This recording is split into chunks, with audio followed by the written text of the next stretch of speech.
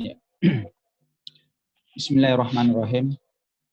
Assalamualaikum warahmatullahi wabarakatuh. Waalaikumsalam Alhamdulillah. warahmatullahi wabarakatuh. Alhamdulillahilladzi anzala fihil Qur'an hudan linnasi wa bayyinatin minal huda wal furqan. Asyhadu an la ilaha illallah wahdahu la syarikalah wa asyhadu anna Muhammadan abduhu wa rasuluh. Allahumma shalli ala sayyidina wa nabiyyina wa habibina wa syafi'ina wa khatamul anbiya'i wal mursalin. Amma ba'd. Pemirsa Makassar Cinta Quran yang dirahmati Allah Subhanahu wa taala. Alhamdulillah wa syukurillah. Allah Subhanahu wa taala masih memberikan kita nikmat. Baik itu nikmat iman, nikmat Islam maupun nikmat kesehatan kepada kita semua. Sehingga alhamdulillah di hari ini, hari ke-8 bulan suci Ramadan 1441 Hijriah, kita bisa bersuah dalam acara dialog Ramadan yang diselenggarakan oleh Makassar Cinta Quran. Insya Allah dalam kesempatan ini kita akan mengangkat satu tema, akan membahas satu atau mendiskusikan satu tema, yakni Ramadan bulan penegak Islam kafah. Nah, sebagaimana yang kita pahami bersama para pemirsa Makassar Cinta Quran bahwa bulan Ramadan adalah bulan yang penuh rahmat, bulan yang penuh berkah dan maghfirah Allah Subhanahu wa taala. Di mana di dalam bulan suci Ramadan ini Allah Subhanahu wa taala melipat gandakan pahala dari amalan-amalan yang kita kerjakan di dalam bulan suci Ramadan ini, dan Allah Subhanahu wa taala mengampuni dosa-dosa kita yang telah lalu. Ghufira lahu ma taqaddama. Bulan suci Ramadan ini juga adalah bulan yang sangat istimewa, bulan yang mulia, di mana di bulan suci Ramadan Allah Subhanahu wa taala telah menurunkan Al-Qur'an sebagai pedoman bagi umat manusia, sebagaimana yang dinyatakan dalam Al-Qur'an. Syahrul Ramadan allazi unzila fihil Qur'an hudan linnasi wa bayyinatin minal huda wal furqan. Bahwa bulan Ramadan adalah bulan di mana telah diturunkannya Al-Qur'an sebagai apa? Sebagai pedoman bagi umat manusia. Nah, tema kita kali ini tentu sangat menarik para pemirsa sekalian, kaitannya dengan Ramadan bulan penegak Islam kafah dengan Al-Qur'an yang diturunkan di dalam bulan suci Ramadan ini. Nah, insya Allah tema ini akan kita diskusikan, akan kita bahas dengan dua narasumber kita yang alhamdulillah sudah standby di layar monitor masing-masing. Baik, kita kedua narasumber kita, kedua pemateri kita terlebih dahulu. Pemateri kita yang pertama yaitu Ustadz Musta'din Sos. Ya, Assalamualaikum Ustadz.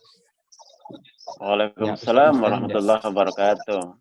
Iya, bagaimana kabarnya hari ini Ustadz? Ya, alhamdulillah.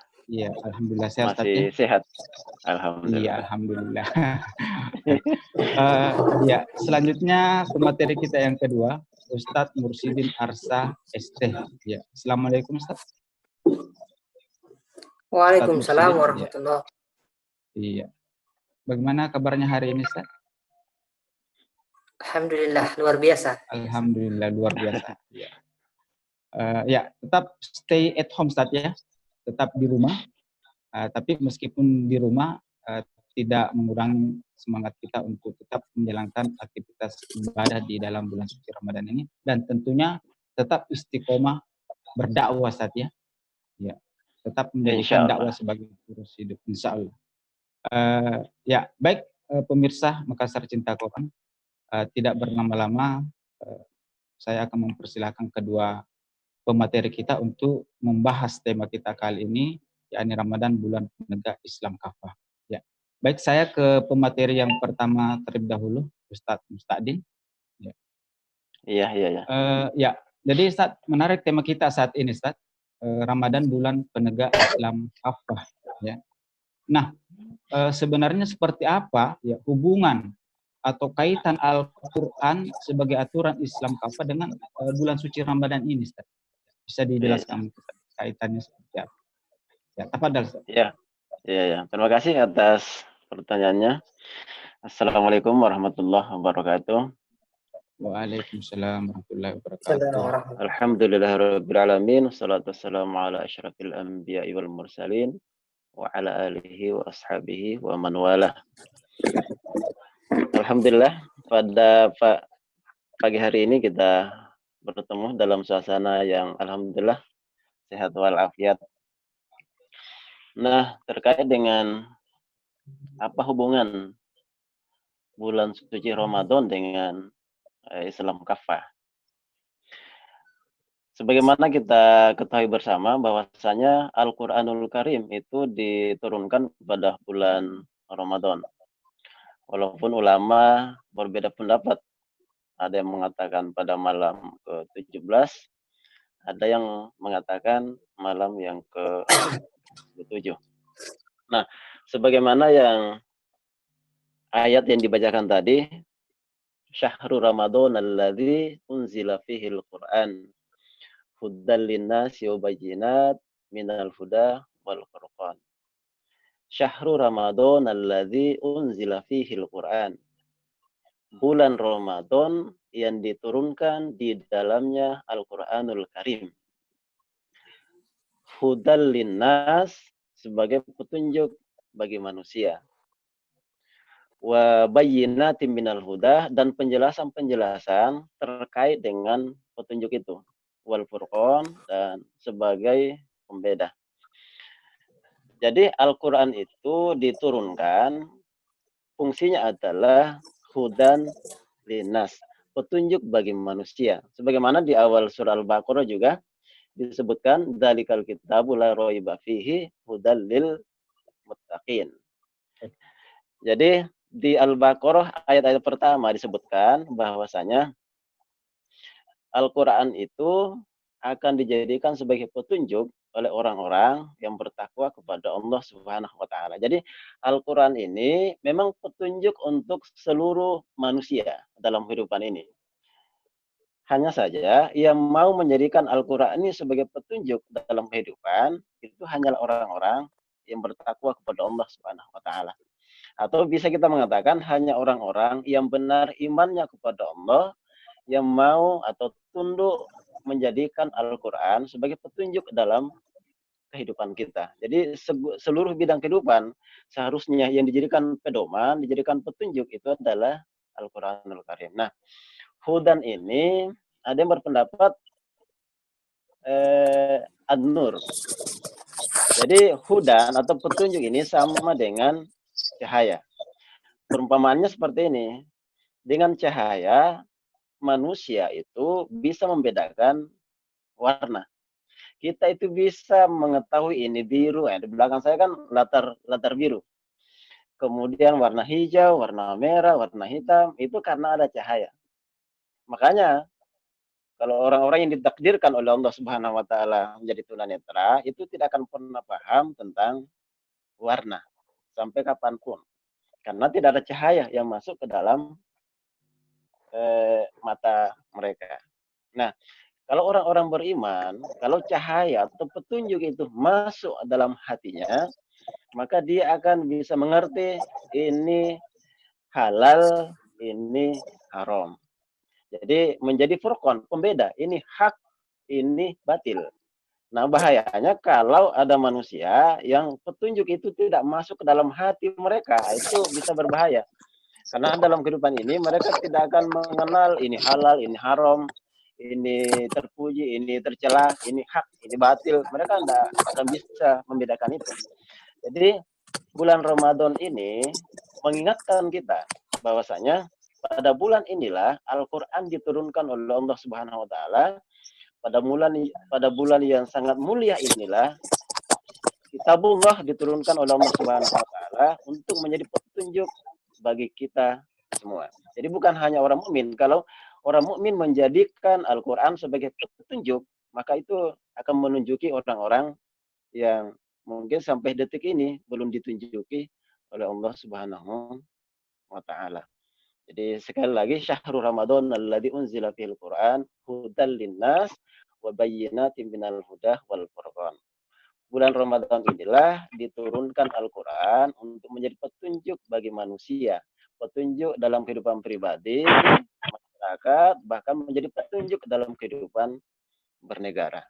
Saya kira singkatnya begitu, Ustaz. Iya. Ya, alhamdulillah telah dijelaskan tadi kaitannya dengan bulan Ramadan dan Al-Quran ya, sebagai petunjuk yang diturunkan di bulan suci Ramadan ini, bahwa Al-Quran ini sebagai petunjuk ya, ibarat seperti cahaya, kita bisa mengetahui ini gelap, ini terang, ini warna apa, itu karena adanya cahaya. Nah, itulah fungsi Al-Quran sekaligus sebagai pembeda antara yang hak dan yang batil. Nah, sedikit Ustaz, dikatakan bahwa Al-Quran itu diturunkan di bulan suci Ramadan. Apakah Al-Quran itu satu kaligus diturunkan, Ustaz? Atau bertahap sebagaimana yang kita ketahui Al-Quran itu ada diturunkan di fase Mekah, ada di fase Madinah. Seperti apa penjelasannya ini? Oh iya. Jadi Al-Quran itu kalau tidak keliru diturunkan secara bertahap sekitar 23 tahun. Nah, Ya. memang dalam Al-Quran disinggung, wa qala alladziina kafaru laula nuzzilal Qur'anu jumlatan wahidan. Orang-orang kafir itu berkata, seandainya Al-Quran ini diturunkan sekaligus. Nah, tapi Allah Subhanahu wa taala menjawab, hikmah diturunkannya Al-Quran itu sedikit demi sedikit atau beransur-ansur, itu di ayat dikatakan linutsabbita fu'adak, untuk meneguhkan hatimu. Jadi saya kasih contoh, Stas. Kalau kita itu ngasih makan ayam, itu kalau pakai jagung itu satu-satu atau langsung satu karung? Iya. Sedikit-sedikit. Ya, bagus. Ya. Iya, begitu sedikit-sedikit. Ya, jadi sedikit-sedikit langsung dihafal. Sedikit-sedikit langsung dihafal. Ya, jadi itu hikmahnya untuk meneguhkan hati Rasulullah SAW dan tentu saja para sahabat yang lain untuk menghafal sedikit demi sedikit. Gitu, Ustaz. Iya. Ya, baik. Terima kasih. Saya ke pemateri yang kedua, ya, Ustadz Mursidin. Jadi kaitannya dengan tema kita saat ini, Ustadz, Ramadan bulan penegak Islam kafah. Ya. Nah, banyak yang beranggapan seperti ini, Ustadz, bahwa kita ini sudah menjalankan syariat Islam ya, di negeri kita ini, di Indonesia. Misalnya puasa, sholat, zakat, haji, dan lain sebagainya itu tidak dilarang di negeri kita. Bahkan dianjurkan. Ya. Seperti beberapa waktu yang lalu sebelum masuk bulan Ramadan, Wakil Presiden kita, Kiai Haji Ma'ruf Amin, yang menyarankan agar supaya kaum muslimin ini menunaikan zakat lebih awal sebelum masuk bulan suci Ramadan. Nah, intinya bahwa umat Islam di Indonesia ini tidak dilarang, tidak dihalangi ya, untuk menjalankan syariatnya, bahkan sangat didukung, sangat didorong. Ya. Bayar zakat, ayo silahkan. Bahkan belum waktunya disuruh tunaikan zakat. Nah, sebenarnya gambaran Islam kafah itu seperti apa? Apakah ketika kita sudah menjalankan puasa, sholat, zakat, dan haji ini, berarti kita sudah menjalankan Islam kafah. Nah, seperti apa sebenarnya gambaran Islam kafah itu, Ustaz? Ya, apa ada Ustaz Mursidin? Ya, baik. Assalamualaikum warahmatullahi wabarakatuh. Waalaikumsalam. Waalaikumsalam warahmatullahi wabarakatuh. Terkait dengan pertanyaan ini, Islam sebagai sebuah agama yang sempurna tentunya memiliki rangkat yang sangat lengkap. Kenapa? Karena Islam adalah sebuah ideologi yang paripurna yang mengatur seluruh aspek kehidupan. Nah, kalau kita melihat faktanya bahwasanya dalam sejarah fase dakwah Rasulullah SAW, kita akan melihat bahwa ada dua fase ya. Yang pertama itu adalah fase dakwah di Makkah dan fase dakwah di Madinah. Nah, dari dua fase dakwah ini kita akan melihat bagaimana Rasulullah SAW menerapkan Islam dan mengajarkan kepada kita bagaimana metode menerapkan Islam. Itu yang pertama. Yang kedua, kalau kita melihat sendiri, Islam merupakan aturan yang terdiri dari spiritual dan politik ya, seperti yang disampaikan di awal. Jadi tentunya kalau kita melihat hukum Islam ini datang untuk menyelesaikan segala perkara ya yang dihadapi oleh manusia. Nah, sebagai contoh misalnya penerapan hukum nikah, cerai, dan waris itu kan tujuannya untuk melindungi hak perempuan ya. Namun jika tidak diterapkan dengan hukum Islam secara sempurna, maka hal ini tidak akan bisa terjadi seperti itu. Jadi ada hukum-hukum lain yang akan sangat terkait dengan hukum-hukum ini, dan itu bukan hanya pada sisi aspek spiritual saja, seperti sebagaimana yang kita lihat selama ini, tetapi memang butuh sebuah kebijakan yang memang seharusnya ditopang dan dilakukan oleh negara. Dalam hal ini adalah seorang khalifah sebagai pemimpin kaum muslimin seperti itu. Contoh lain misalnya dalam sistem akad transaksi jual beli. Jadi dalam Islam kita kenal sebagai ada akad yang yang kenal sebagai sebuah akad transaksi jual beli yang ini tidak akan pernah merugikan salah satu pihak. Sistem zakat dan sedekah misalnya yang bisa mengurangi kesenjangan sosial. Sistem kode dan peradilan yang menjamin keadilan hukum ya, jadi bukan hukum hanya berat sebelah atau tumpul ke bawah, tumpul ke atas, tajam ke bawah seperti itu. Ada juga sistem lain, misalnya sistem tabayun yang dapat mengurangi persebaran berita hoaks dan fitnah. Jadi sistem ini sebenarnya yang merupakan sistem yang terintegrasi, tidak bisa dipandang dari sistem dari sisi yang dikatakan sebelumnya. Banyak lagi yang lain sistem-sistem yang sebenarnya itu seharusnya kebijakan itu harusnya diambil oleh negara ya, dan seorang khalifah sebagai pemimpin kaum muslimin. Contoh yang lain misalnya bagaimana sistem pengelolaan sumber daya alam yang seharusnya dikelola sesuai dengan perintah Allah Subhanahu wa taala. Siapapun dimanfaatkan untuk kepentingan bersama atau kepemilikan umum. Nah, bagaimana juga konsep Islam dalam menghidupkan tanah mati, di mana ketika misalnya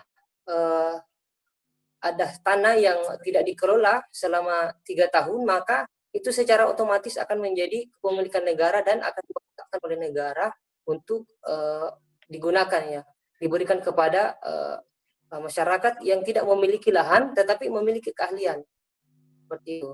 Nah, belum lagi konsep-konsep yang lainnya, misalnya bagaimana konsep ketenagakerjaan yang dimana memisahkan antara mana tanggung jawab penguasa dan mana tanggung jawab pengusaha, sehingga memang nanti tidak akan tumpang tindih seperti yang kita lihat sekarang. Setiap kali hari buruh ya semakin banyak tuntutan buruh yang dianggap merugikan mereka seperti itu. Nah, itu secara konsep kita lihat. Nah, bagaimana dengan Al-Quran? Ya, di dalam Al-Quran juga banyak memerintahkan supaya kita melaksanakan Islam ini secara kafah, bukan hanya sisi spiritual saja sebagaimana tadi yang disampaikan. Ya, itu sudah begitu jelas ya dalil-dalil bagaimana pelaksanaan hukum seharusnya dilaksanakan seperti itu, bukan hanya terkait dengan kewajiban untuk melaksanakan ibadah di bulan puasa Ramadan, tetapi juga ada kewajiban lain bagaimana untuk pelaksanaan hukum qisas dan qital ya, yang memang juga sama-sama diperintahkan di dalam Islam. Terus kemudian dari sisi histori sejarah kita akan melihat bahwasanya dalam sejarah kegemilangan Islam selama 1300 tahun kita akan melihat bahwasanya Islam itu diterapkan secara kafah dan tidak secara parsial sebagaimana yang kita lihat hari ini. Mungkin itu terkait dengan penjelasan ini. Ya, baik, menarik sekali Sat pembahasannya, penjelasannya bahwa ternyata Islam kafah itu tidak hanya sebatas ibadah mahdoh saja, puasa, sholat, zakat dan haji saja, tetapi mencakup seluruh aspek yang mulai dari ekonomi, sosial, budaya, politik, ya, hukum dan pemerintahan tadi. Mungkin bisa disederhanakan Ustaz, syariat Islam kafah ini kalau kita mau kategorikan itu dikelompokkan ke berapa kelompok ini ya, atau ke berapa dimensi ya dari Islam kafah ini, misalnya dimensi 1, dimensi 2, dimensi 3 dan seterusnya. Untuk sederhananya Ustaz, ya, supaya bisa kita ketahui ketika kita sholat, puasa, zakat dan haji itu masuk dimensi yang keberapa ya ketika kita berhukum ya, berpolitik, berekonomi itu masuk dimensi yang keberapa dari syariat Islam ini. Mungkin bisa disederhanakan Ustaz. Ya, apa ada Ustaz Mursidin? Ya, secara sederhana sebenarnya penerapan Islam itu bisa dilakukan oleh sebuah negara sebenarnya. Terkait dengan ibadah-ibadah mahdo itu kan bisa dilakukan oleh setiap pribadi individu.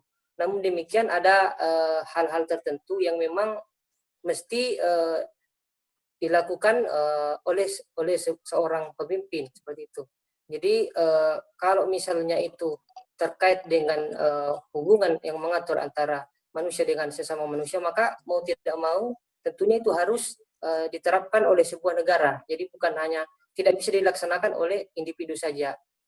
Justru disinilah kepentingan kenapa harus sistem, kenapa harus ada sebuah negara yang bisa melaksanakan hukum-hukum Islam itu secara kafah. Mungkin itu, Sir. Ya. Baik, jadi dalam syariat Islam ini ada hubungan manusia dengan Al-Khaliq yang tadi dijelaskan terkait dengan ibadah ibadah, akidah, kemudian ada hubungan dengan sesama manusia saja seperti yang harus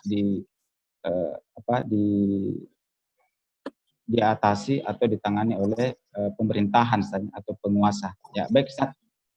Ya, selanjutnya saya ke Ustadz Mustadin kembali. Ya, ya kalau kita lihat Ustaz, ya fakta hari ini ya, bisa kita perhatikan. Ya, kalau kita lihat fakta hari ini tidak bisa dipungkiri bahwa kondisi umat saat ini sangat memprihatinkan. Ya, umat Islam mengalami keterpurukan di semua lini, ya, baik itu ekonomi, sosial, budaya, politik, bahkan sains dan teknologi.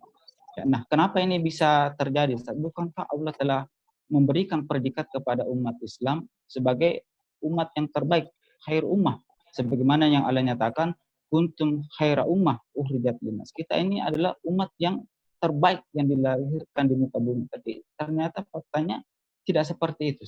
Nah, kenapa keterpurukan ini yang menimpa umat Islam ini bisa terjadi? Tafadhal ya Ustaz Mustadin. Iya. Ini menarik untuk dikaji. Di dalam Al-Quran disebutkan bahwasanya kita ini adalah umat yang terbaik. Kuntum khairu ummatin ukhrijat linnas ta'muruna bil ma'ruf wa tanhauna 'anil munkar wa tu'minuna billah. Kalian adalah umat yang terbaik, dilahirkan untuk umat manusia. Tapi kalau kita melihat fakta umat Islam pada hari ini, itu ternyata tidak sejalan dengan apa yang termaktub di dalam Al-Quran. Nah, apa yang salah? Pada hari ini, fakta umat Islam dari segi kesatuan itu sudah terpecah belah menjadi beberapa negara. Umat Islam dizolimi di mana-mana, umat Islam juga tidak bisa berbuat apa-apa. Umat Islam dibunuh, dibantai juga kita tidak bisa berbuat apa-apa. Kemudian dari segi ekonomi, ya miskin mungkin identik dengan umat Islam. Terpuruk mana-mana. Dari segi politik, umat Islam juga hanya menjadi korban dari pertarungan politik orang-orang besar. Jadi memang kondisi umat Islam pada hari ini itu tidak menjadi umat yang terbaik, tapi menjadi umat pecundang di mana-mana. Nah, pertanyaan besarnya adalah kenapa ini bisa terjadi? Ya. Di sisi lain, Allah Subhanahu wa taala sudah memberikan kita sebuah derajat yang luar biasa menjadi umat yang terbaik, tapi pada hari ini faktanya menjadi umat yang terpuruk, bukan yang terbaik. Ya. Nah, jawabannya itu dalam surah Al-Baqarah. Allah Subhanahu wa taala berfirman, "Apa tu'minuna bi ba'dil kitabi wa takfuruna bi ba'din?" Apakah kalian itu mengimani sebagian isi Alkitab dan mengingkari sebagiannya? Fama jazaa'u may yaf'alu dzalika minkum illa khizyun fil hayatid dunya. Nah, tidak ada balasan bagi orang-orang yang melakukan hal yang seperti itu kecuali illa khizyun fil hayatid dunya. Kehinaan di dalam kehidupan dunia ini. Mungkin ini bisa menjawab keresahan kita, kenapa umat hari ini terpuruk. Jangan-jangan sikap umat Islam terhadap kitab Al-Quran itu sama sikapnya dengan orang-orang Yahudi. Mengimani sebagian isi kitabnya dan mengingkari sebagian isi kitabnya. Nah, balasan bagi orang-orang yang melakukan hal yang seperti itu adalah khizyun fil hayatid dunya, kehinaan di dalam kehidupan kita di dunia ini. Nah, pertanyaan sekarang adalah jangan-jangan umat Islam hari ini melakukan hal yang seperti itu sehingga kehidupan mereka tidak lagi menjadi khairu ummah tapi menjadi pecundang. Karena sikap mereka itu mengamalkan sebagian isi Al-Quran dan tidak mengamalkan sebagian isi Al-Quran. Nah, misalnya kita kasih contoh. Ini adalah bulan Ramadan. Ayat yang paling populer adalah ya ayyuhalladzina amanu kutiba alaikumusiyam. Nah, wahai orang-orang beriman, diwajibkan atas kalian untuk melaksanakan ibadah puasa. Nah, pada hari ini kita lihat umat Islam itu berbondong-bondong melakukan ibadah puasa. Walaupun pandemi corona ini ya luar biasa, alhamdulillah umat Islam masih ramai-ramai yang berpuasa. Walaupun kemarin nggak tahu itu siapa itu yang mengatakan karena pandemi corona begini nggak usah puasa, dia minta fatwa. Tapi itu dibantah oleh umat Islam. Umat Islam tidak mau. Walaupun mungkin tidak sholat 5 kali semalam, itu kalau mau dilarang-larang puasa itu marah juga itu. Bahkan kan umat Islam pada hari ini kalau dilarang tarawih kan ngamuk-ngamuk mereka. Ya. Tapi di sisi lain ada semangat untuk melaksanakan ajaran agamanya. Tapi pertanyaan besarnya adalah bagaimana dengan ayat yang lain? Yang sama dengan ayat puasa misalnya, ya ayyuhalladzina amanu kutiba alaikumul qisas fil qatl ya. Wahai orang beriman, diwajibkan atas kalian hukum kisos pada kasus orang yang dibunuh. Ternyata terhadap ayat ini itu umat Islam tidak berbondong-bondong untuk melaksanakannya. Jadi di sini kita bisa jawab, Ustaz, kenapa umat Islam pada hari ini tidak menjadi khairul ummah? Jawabannya adalah karena umat Islam pada hari ini itu melaksanakan sebagian isi Al-Quran dan tidak melaksanakan sebagian Al-Quran. Jadi tidak lagi ta'muruna bil ma'ruf wa tanhauna 'anil munkar. Jadi menyuruh kepada yang ma'ruf dan mencegah kepada yang munkar. Nah, memerintah kepada yang ma'ruf, nah itu pelakunya kan bisa individu, bisa ustaz, bisa kiai, bisa ormas, bisa kelompok dakwah. Nah, dalam Islam supaya efektif amar ma'ruf itu untuk merintahkan kepada yang ma'ruf, untuk lebih efektifnya itu tidak hanya individu yang mengajak kepada kebaikan, bukan hanya kelompok dakwah yang menganjurkan kepada yang ma'ruf, tapi harusnya negara harus campur tangan untuk memerintahkan kepada yang ma'ruf. Nah, ini yang hari ini belum ada di tengah-tengah kita. Yang ada itu adalah individu yang mengajak kepada yang ma'ruf, kelompok dakwah yang mengajak kepada yang ma'ruf. Tapi di sisi lain, yang namanya negara itu tidak amar ma'ruf, nahi mungkar. Yang dikhawatirkan nanti malah amar mungkar, nahi ma'ruf. Nah, ini yang dikhawatirkan. Melarang yang ma'ruf, malah memerintahkan yang yang mungkar. Kita berlindung kepada Allah Terbalik Ustaz. dari hal yang Ya. seperti itu. Nah, saya kasih contoh kecil, Ustaz. Pada hari ini, kita ini umat Islam banyak yang berpuasa. Betul Ustaz ya begitu ya? Pasti banyak puasa ya? Iya, banyak Ustaz. Iya. Bahkan Nah, mayoritas kita. pertanyaannya kemudian adalah, apakah banyak juga yang tidak puasa? Banyak juga ya, Ustaz? Ya, ada juga Ustaz. Banyak ya. Nah, kenapa itu terjadi? Karena negara kita itu tidak mewajibkan puasa. Karena kalau negara mewajibkan puasa, berarti kalau orang tidak puasa itu dihukum.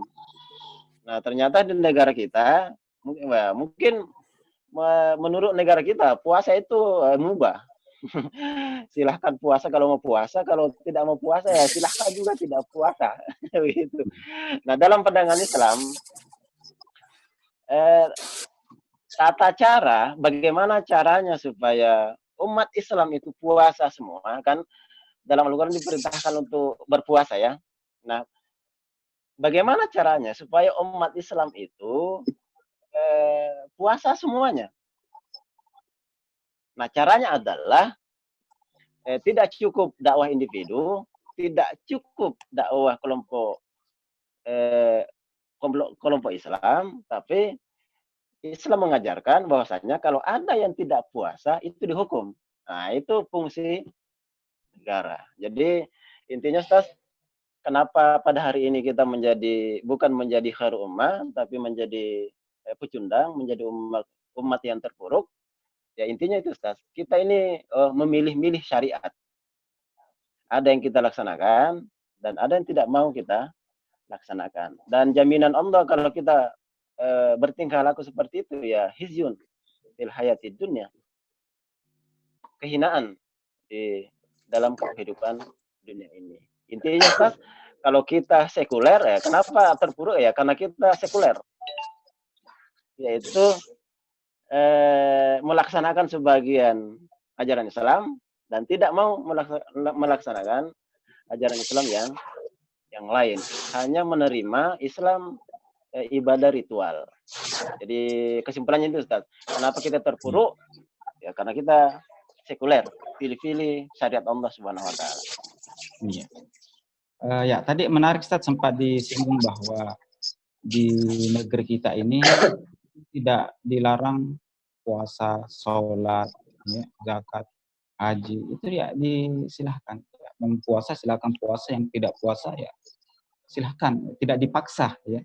Tapi kenapa dalam perkara zakat ini kita ini dihimbau sekali, ya, dikejar-kejar, ayo bayar zakat. Ya itu kenapa Ustaz? Ada yang dihimbau, ada yang ya disilahkan mau puasa, mau tidak, mau sholat, mau tidak.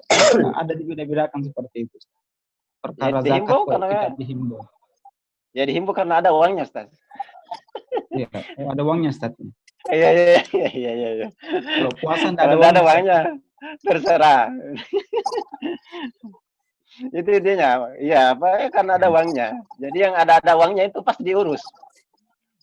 Haji, zakat, itu pasti diurus karena banyak uang di situ, Ustaz. Iya. Kalau sholat kan nggak ada warna. Iya. Ya, itu Ustaz intinya. Ya, jadi sebenarnya kita di negeri ini sudah menjalankan syariat Islam, Ustaz.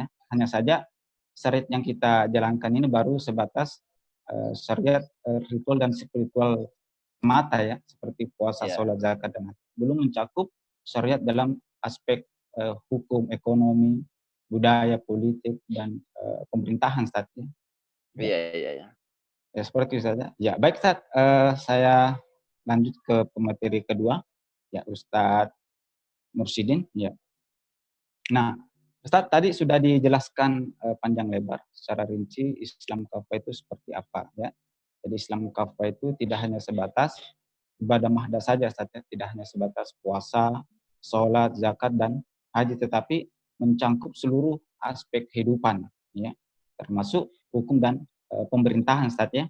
Nah, selanjutnya, Ustaz, ya, bagaimana cara menerapkan Islam secara kafah atau secara menyeluruh ini di tengah-tengah masyarakat yang majemuk atau masyarakat heterogen yang beragam, ya, sebagaimana kita pahami bahwa di negeri kita ini NKRI itu tidak hanya umat Islam saja, tetapi banyak agama-agama lain selain daripada agama Islam. Nah, bagaimana penerapan Islam kafah di tengah-tengah masyarakat yang heterogen seperti ini, Ustaz? Ya, tafadhal, Ustaz. Kalau dibilang bahwasanya Islam tidak bisa diterapkan di masyarakat yang majemuk, sebenarnya kalau kita melihat sejarah justru kita melihat bahwa di zaman kegemilangan Islam itu masyarakatnya juga cukup majemuk, ya, masih ada api, masih ada pemeluk agama yang lain seperti itu. Jadi boleh dikatakan bahwasanya Islam sudah sukses, ya, dalam hidup bermajemuk, ya, dan kita melihat bagaimana para khalifah melindungi hak-hak daripada kaum minoritas seperti itu. Bahkan kisah yang sangat masyhur itu ketika ada seorang Yahudi yang ingin diambil tanahnya untuk dibangun rumah ibadah masjid, namun kemudian beliau si Yahudi tadi melaporkan ke khalifah. Lalu kemudian khalifah dengan sangat tegas, ya, memperingatkannya kepada walinya agar tidak melakukan itu. Nah, ini kemudian salah satu bentuk dan upaya bahwasanya Islam selama ini melindungi hak-hak minoritas, tidak seperti yang dikatakan oleh kebanyakan orang seperti itulah. Nah, kemudian kalau kita melihat itu secara historis, artinya secara sejarah yang kita melihat seperti itu. Nah, dan banyak lagi contoh-contoh yang lain. Rasulullah SAW memberikan sanksi kepada Yahudi sesuai dengan keadilan seperti itu. Kalau kita melihat ini semua merupakan bentuk, ya, bentuk penghormatan kepada kaum non Muslim yang saat itu masih hidup di bawah naungan Islam, dan kita melihat bahwasanya mereka itu tunduk dan patuh kepada hukum Islam terkait dengan hukum-hukum yang bersifat umum. Lalu kemudian jiwa dan harta mereka dijaga seperti itu. Mungkin itu, Ustaz. Ya. Jadi masalah keberagaman Islam ini sudah selesai, Ustaz, ya. Islam telah mencontohkan, ya, bagaimana kemudian Islam melindungi kaum minoritas, ya. Nah, sekarang, Ustaz, bagaimana penerapannya, ya, saat ini? Ya. Apa langkah yang harus dilakukan agar supaya Islam kafah ini bisa diterapkan secara menyeluruh? Kira-kira seperti apa, Ustaz? Ya, baik. Jadi agar Islam ini bisa diterapkan secara kafah, maka tentu butuh proses pemahaman. Jadi butuh proses pemahaman kepada masyarakat. Tentu tidak serta-merta pemahaman ini akan diterima oleh semua kalangan, baik dari kalangan mayoritas kita sebagai umat Islam maupun dari kalangan minoritas.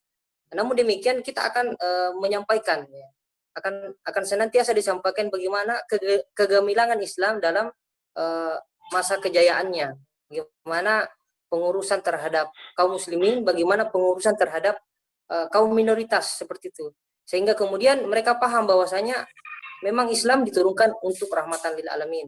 Jadi bukan datang untuk menghegemoni sebagaimana penjajahan yang kita lihat selama ini yang terjadi.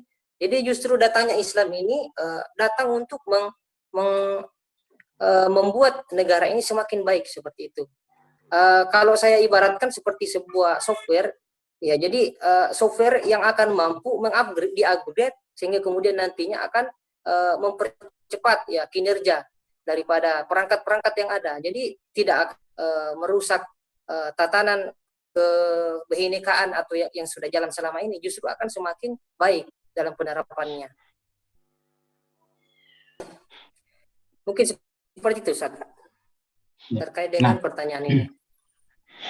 Ya, mungkinkah syariat Islam secara kafah ini Ustaz, diterapkan dalam bingkai NKRI ya, seperti di negeri kita saat ini? Apakah memungkinkan atau ada sistem pemerintahan lain yang lebih efektif untuk menerapkan Islam secara kafah ini?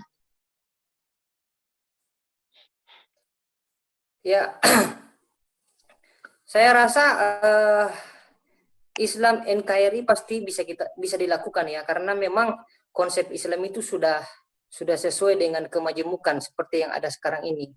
Jadi bahwasanya kita hidup dalam konsep kebinekaan itu bisa diterima oleh sistem Islam.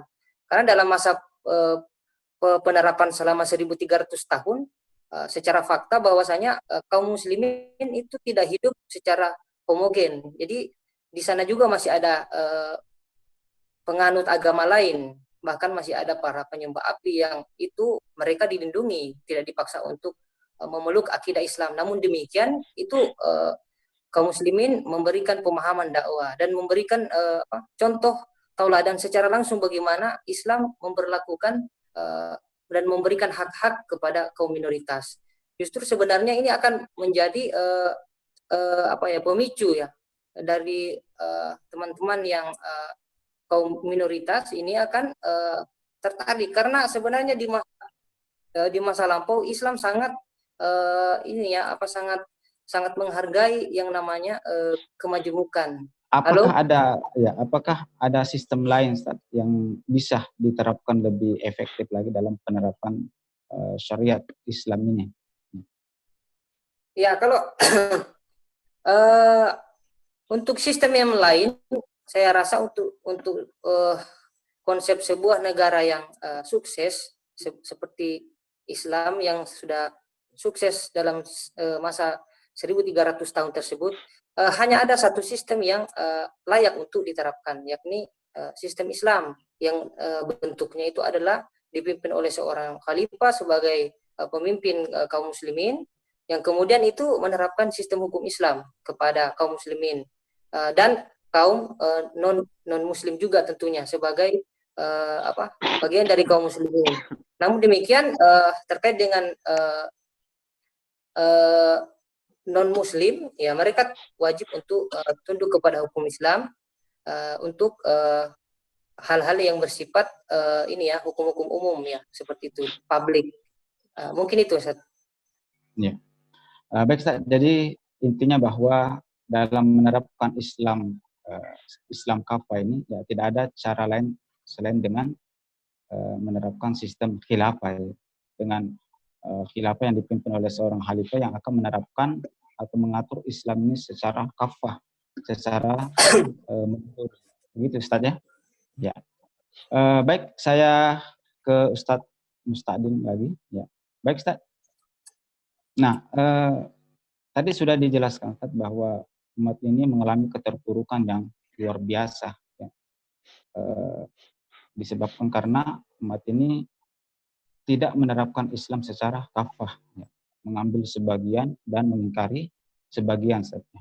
Nah, agar umat ini bisa bangkit dari berbagai keterpurukan dan penindasan dari penjajah, kira-kira solusi komprehensifnya atau solusi menyeluruhnya ini seperti apa nih, agar supaya umat Islam ini bisa kembali menjadi khair umat yang terbaik sebagaimana yang diberikan predikat oleh Allah Subhanahu wa taala. Gimana solusinya agar supaya umat ini bisa bangkit kembali? Tafadhal. Ya, solusinya sebagaimana disebutkan dalam Al-Qur'an, dalam surah Al-Baqarah, Allah Subhanahu wa taala berfirman, "A'udzubillahi minasyaitonirrajim. Ya ayyuhalladzina amanu udkhulu fis-silmi kaffah wa la tattabi'u khutuwatis syaiton innahu lakum aduwwum mubin." Wahai orang-orang beriman, masuklah kalian ke dalam Islam secara kafah. Jangan mengikuti langkah-langkah setan, karena setan itu adalah musuh yang nyata. Dari ayat ini, kita bisa memahami bahwasanya orang-orang yang tidak mau melaksanakan ajaran Islam secara kafah, mereka itu hanyalah pengikut setan. Karena di situ kan disebutkan wala tattabi'u khutuwatis syaiton. Jadi salah satu ciri pengikut setan itu adalah menerima sebagian, melaksanakan sebagian. Jadi pada hari ini kita harus mengajak umat Islam agar masuk ke dalam Islam itu secara kafah. Nah, kalau kita buka kitab tafsirnya Imam Ibnu Katsir, beliau memberi penjelasan seperti ini bahwasanya kaum muslimin itu harus berpegang teguh kepada tali Islam dan mereka harus melaksanakan seluruh ajaran Islam. Nah, ini sehingga dikatakan Islam kafah atau kafatan jami'an, menyeluruh. Jadi solusi satu-satunya pada ini adalah kita harus memahami Islam secara keseluruhan. Jadi tentu saja ini kita ya harus belajar bersama lah, karena kita juga ini ya sampai detik ini masih belajar tentang Islam. Jadi setelah mempelajari Islam secara keseluruhan, kita jangan punya sikap mengambil sebagian, membuang sebagian, tapi harus kita laksanakan seluruhnya. Setelah kita paham, kita mengajak umat dan ajaran Islam itu bukanlah ajaran yang akan hanya menjadi khayalan. Tapi ajaran Islam itu dipelajari untuk diterapkan. Nah, ini intinya. Jangan sampai kita memperlakukan ajaran Islam ini seperti mata pelajaran yang lain yang hanya menghayal-hayal, yang hanya hidup di otak kita. Islam mengajarkan bahwasanya Islam itu dipelajari untuk diterapkan. Jadi satu-satunya jalan agar kita ini tidak terpuruk, ya kita harus melaksanakan Islam secara menyeluruh. Ya inilah tantangan kita, harus belajar tentang Islam, setelah itu mengajak saudara-saudara kita untuk memahami Islam secara menyeluruh, dan kemudian sama-sama kita terapkan dalam kehidupan kita, baik pribadi, masyarakat, maupun bernegara. Saya kira gitu, Ustaz. Ya, ya menarik Ustaz, bahwa ya, kita ini harus masuk ke dalam Islam secara kafah ya. Udkhulu fi silmi kafah, ya menerapkan Islam secara menyeluruh dalam bingkai negara Ustaz. Nah, tadi juga sudah dijelaskan Ya, oleh pemateri kita Ustadz Mursidin bahwa satu-satunya cara untuk menerapkan Islam kafah ini dengan adanya khalifah, dengan sistem khilafah ya. Nah, bagaimana pendapat ulama Ustaz tentang khilafah? Kewajibannya seperti apa? Ya. Atau bisa juga Ustaz diberikan definisi khilafah itu, definisinya apa dan bagaimana pendapat ulama tentang khilafah ini? Karena masih banyak di tengah-tengah umat ini yang belum paham sebenarnya khilafah itu apa. Ya, ya, ya. Ya, di tengah-tengah kita ini ya masih sulit membedakan mana khilafah, mana khilafiyah. ya. Yang paling Mana parah nanti khofifah. kalau jadi yang parah nanti malah kalau jadi khofifah. Nah, banyak sebenarnya definisi tentang khilafah yang dikemukakan oleh para ulama kita. Tapi pada intinya khilafah itu adalah kepemimpinan umum bagi seluruh kaum muslimin di seluruh dunia untuk menerapkan syariat Islam dan untuk mengemban dakwah ke seluruh penjuru dunia. Inilah definisi yang dikemukakan oleh para ulama. Hanya berputar sekitar bagaimana pemimpin seluruh kaum muslimin di seluruh dunia, kemudian fungsinya adalah untuk menerapkan syariat Islam, ditatbiki ahkamil islami, wa hamlid da'wati ilal alam, menerapkan syariat Islam secara kafah dan mengemban dakwah ke seluruh alam. Inilah faktanya Khulafaur Rasyidun, Al-Khulafaur Rasyidun, Abu Bakar, Umar, Ali, Utsman, dan seterusnya. Yaitu menerapkan syariat Islam dan mengemban dakwah ke seluruh penjuru dunia. Makanya dulu waktu Rasulullah itu masih Jazirah Arab, Yaman. Tapi setelah Umar bin Khattab menjadi penguasa, itu Persia ditaklukkan, wilayah Syam ditaklukkan, Mesir ditaklukkan. Bahkan umat Islam pernah menguasai 2/3 dunia. Itu Ustaz, tentang definisi khilafah. Kemudian yang kedua, bagaimana pendapat ulama tentang khilafah? Jadi kalau para ulama-ulama kita, para ustadz yang banyak bergaul dengan kitab-kitab klasik, kitab-kitab turas, jadi kitab-kitab para ulama-ulama terdahulu, maka kata-kata khilafah ini sebenarnya tidak asing bagi mereka. Jadi saya yakin para guru-guru kita itu yang ada di pesantren-pesantren yang membaca kitab-kitab kuning, kayak kita ini kan belum bisa membaca kitab kuning ya. Kitab putih pun ini susah kita. Membaca kitab kuning itu pasti akan bertemu dengan pembahasan tentang siasa. Dan ketika masuk di pembahasan siasa itu akan ketemu kata-kata khalifah dan khilafah atau kata imam dan imamah. Nah, saya akan menyebutkan beberapa yang disampaikan oleh ulama-ulama muktabar. Misalnya dalam kitab Syarah Sahih Muslim yang ditulis oleh Imam An-Nawawi Asy-Syafi'i, di situ beliau menulis wa ajma'u ala annahu yajibu ala alal muslimina nasbu khalifatin wa wujubuhu bisyar'i la bil aqli. Mereka para sahabat sepakat bahwasanya wajib kaum muslimin yajib alal muslimina, wajib atas kaum muslimin nasbu khalifatin, mengangkat seorang khalifah. Wa wujubuhu bisyar'i, dan kewajiban itu berdasarkan syariat, la bil aqli, bukan berdasarkan akal. Nah, di buku beliau yang lain juga mengatakan al-faslus tsani, pasal yang kedua, fi wujubil imamati wa bayani turuqiha. Pasal yang kedua tentang wajibnya imamah serta penjelasan metode mewujudkannya. Kemudian beliau mengatakan qultu tawallil imamati fardu kifayatin. Kemudian beliau mengatakan mengurus imamah itu hukumnya adalah fardu kifayah. Kemudian Imam Ibnu Katsir dalam tafsir beliau ketika menafsirkan surah Al-Baqarah ayat 30, beliau menulis begini. Wa qad istadalla al-Qurtubi wa ghairuhum bihadhil ayati ala wujubi nasbil khalifah. Dan sesungguhnya Imam Al-Qurtubi dan yang lainnya berdalil berdasarkan ayat ini atas ala wujubi nasbil khalifah, di atas wajibnya mengangkat khalifah. Saya kira perkataan atau tulisan para ulama yang kita sebutkan tadi itu sudah mewakili lah. Ada Imam An-Nawawi, kemudian ada Imam Ibnu Katsir. Saya kira gitu, Ustaz.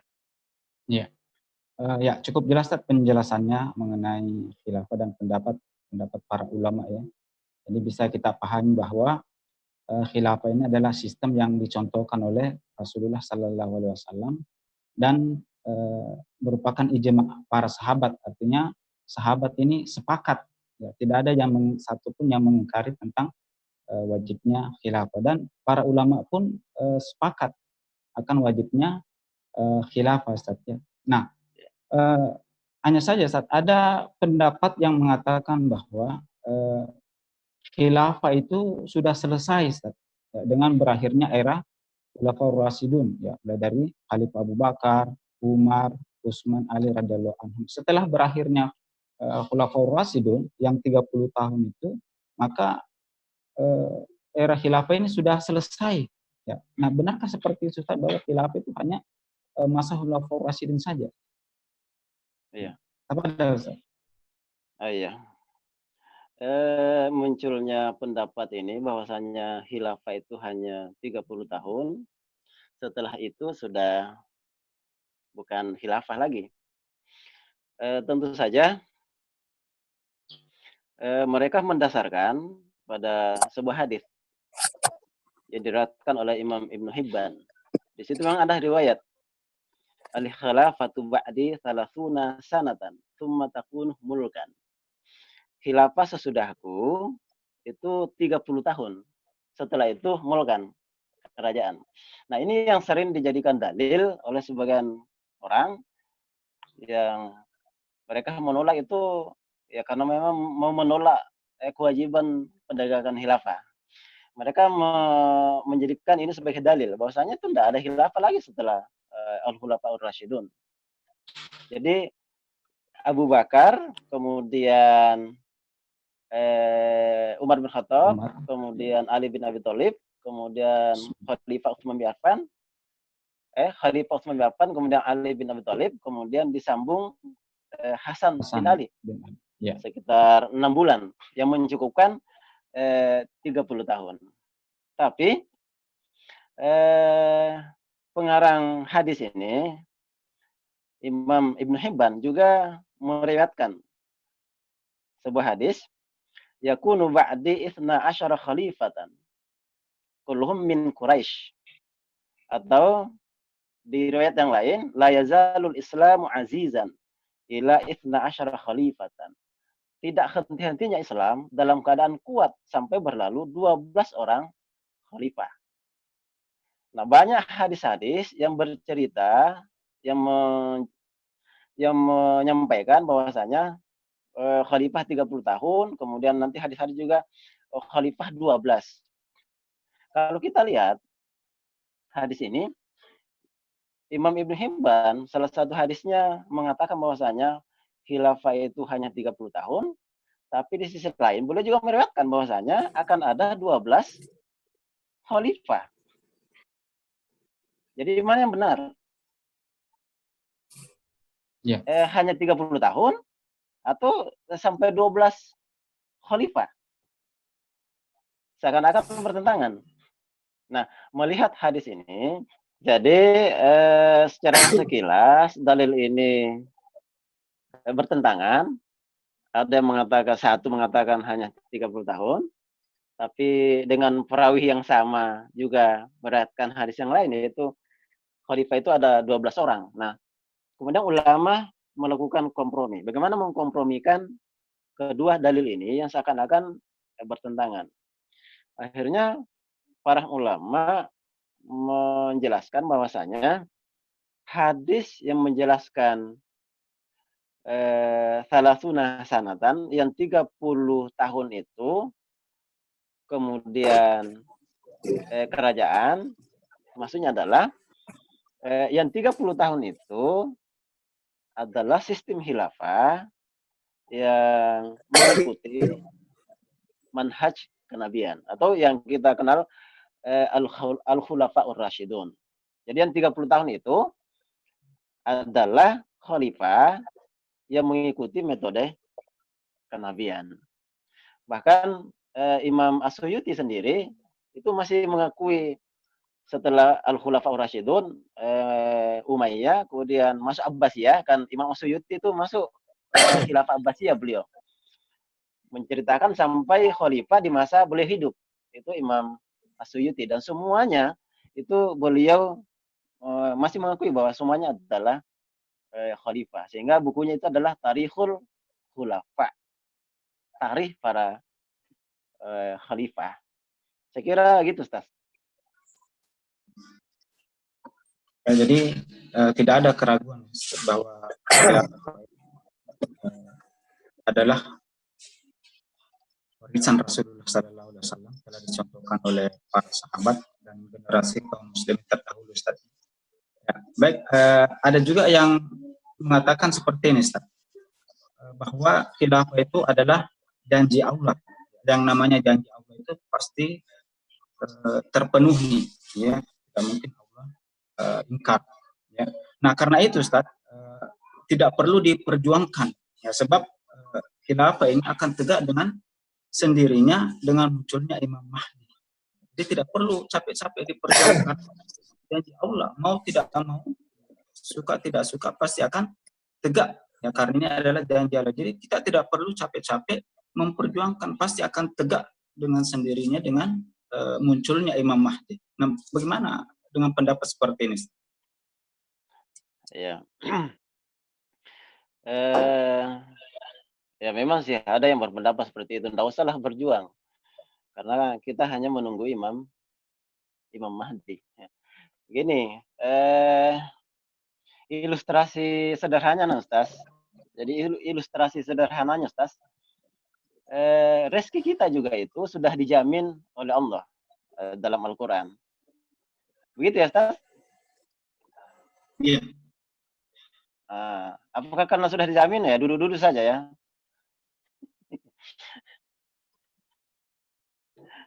Atau kita berusaha Ya, dengan berusaha Ustaz. dengan iya, dengan adanya jaminan dari Allah itu malah membuat kita makin semangat untuk mencari rezeki, bukan malah makin kendor.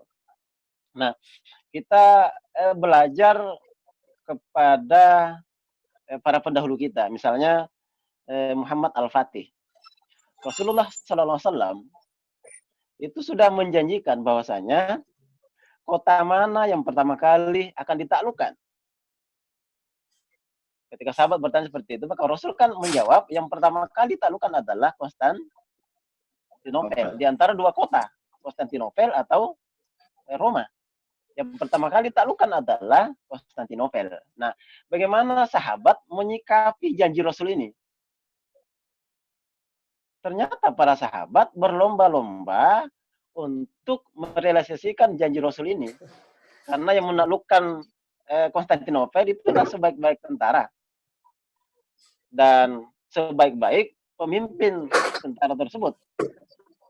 Sejak khilafah Umayyah, bahkan seorang sahabat, Abu Ayyub Al-Ansori, itu dimakamkan di tembok benteng Konstantinopel.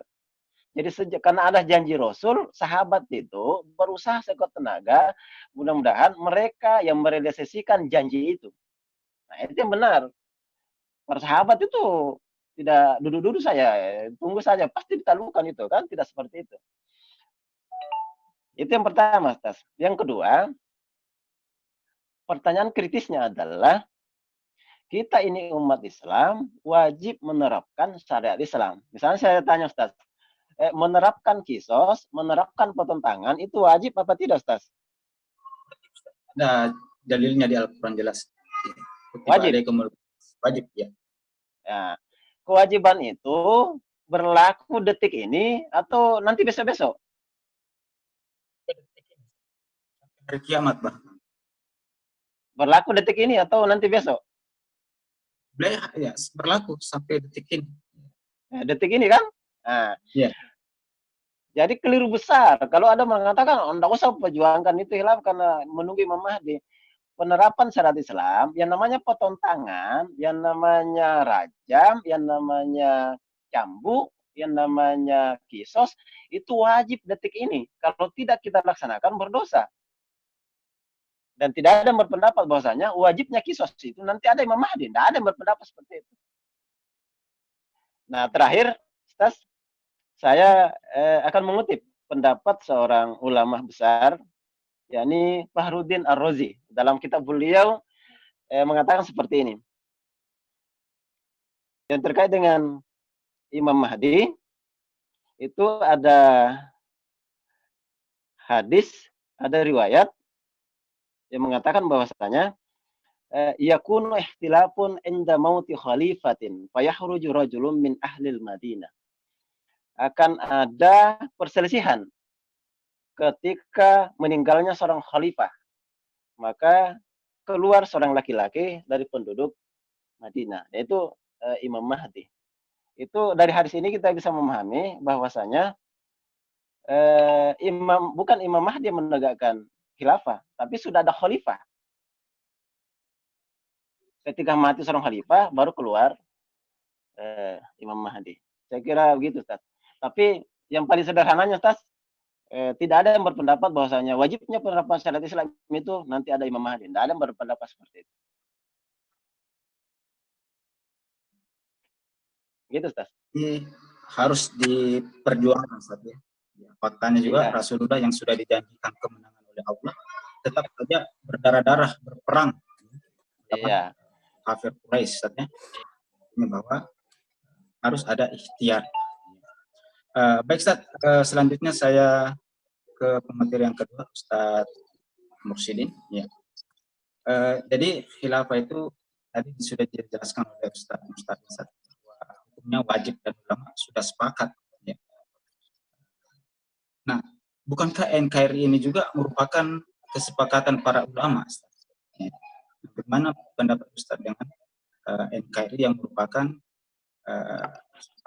kesepakatan para ulama? Ya, jadi tidak perlu khilafah karena NKRI ini juga kesepakatan para ulama. Ya, seperti apa, Ustaz? Ya, baik. Jadi kalau kita kembali ke masa lalu, mungkin ini terkait dengan perdebatan tentang dasar negara ya, yang melibatkan para founder kita. Itu mungkin yang dimaksud sebagai kesepakatan para ulama ya, karena di situ ada memang ulama-ulama kita. Pada saat itu kan ada dua kubu. Jadi ada kubu nasionalis sekuler, ada kubu nasionalis Islam ya. Dan saat itu memang ada diskusi yang sangat panas terkait dengan perdebatan tentang dasar negara seperti itu. Nah, kemudian pada mulanya pada ketika sidang BPUPKI itu dilaksanakan, jadi Soekarno sebagai ketua panitia 9 kemudian menetapkan bahwasanya sila ketuhanan dengan kewajiban menjalankan syariat Islam bagi pemeluknya itu adalah sebagai sebuah dasar negara yang sudah beliau tetapkan. Namun kemudian ada wakil dari timur yang beragama non muslim itu kemudian meminta untuk diubah begitu. Nah, kalau ini yang dimaksud meminta untuk diubah menjadi sila yang ada sekarang ini, yakni ketuhanan yang Maha Esa. Jadi 7 frase itu dihilangkan ya, yang menjalankan syariat Islam bagi pemeluk-pemeluknya. Nah, kalau ini yang dianggap sebagai sebuah kesepakatan ulama, nah tentu ini juga patut dipertanyakan karena justru protes oleh perwakilan dari timur ya, Indonesia bagian timur yang beragama non Islam ya, seperti itu. Nah, jadi kalau itu yang dimaksud ya tentu sangat aneh begitu menurut pemahaman saya. Mungkin seperti itu, Ustaz. Kemudian kalau kita lihat juga selama ini kan sebelum Indonesia merdeka pun kita melihat ada banyak kerajaan-kerajaan Islam ya. Kerajaan-kerajaan Islam yang mereka pada saat itu memang sudah berjuang sudah sekian lama ya. Bahkan mereka melawan, semangatnya itu adalah semangat melawan penjajah ya. Melawan penjajah, mengusir penjajah dari negeri kita. Dan semangat itu adalah semangat yang sering dikobarkan ya, semangat yang didasari oleh semangat akidah, semangat untuk jihad mempertahankan negeri ini, seperti itu. Contoh misalnya bagaimana kiai kita NU yang Hasyim Asy'ariyah memfatwakan untuk jihad ya pada saat itu pada saat di area-area Surabaya ya pada saat itu. Jadi dengan fatwanya beliau ini mendorong para pemuda untuk bersemangat dalam melawan penjajah dalam rangka untuk melaksanakan jihad juga yang merupakan akidah Islam, seperti itu, perintah dan yang diperintahkan dalam Islam. Ya mungkin itu, Ustaz. Ya. Jadi kalau dikatakan kesepakatan ini ya perlu ditelusuri satu kesepakatan seperti apa. Karena yang namanya ulama itu sanad keilmuannya itu pasti ke sahabat, karena sahabat itu adalah guru para ulama. Maka tidak mungkin apa yang diputuskan oleh ulama kita itu tidak mungkin bertentangan dengan apa yang diajarkan oleh para sahabat ya, yang diajarkan oleh Rasulullah SAW. Nah, pertanyaan terakhir, kalau khilafah tegak, bagaimana dengan NKRI? Karena banyak di tengah-tengah masyarakat ini yang merasa ya NKRI ini terancam ketika khilafah tegak, NKRI akan bubar dan lain sebagainya. Nah, seperti apa penjelasannya, Ustaz? Ya, jadi kalau kita berpikir kita akan bertanya bahwasanya kerajaan-kerajaan kita kan banyak di masa lalu ya. Ada 38 kerajaan yang kemudian bersatu menjadi satu negara Indonesia. Kemudian mereka ini sudah hidup selama 443 tahun. Lalu kemudian kita melihat Majapahit juga telah hidup selama 207 tahun. Lalu kemudian menjadi bagian dari Indonesia.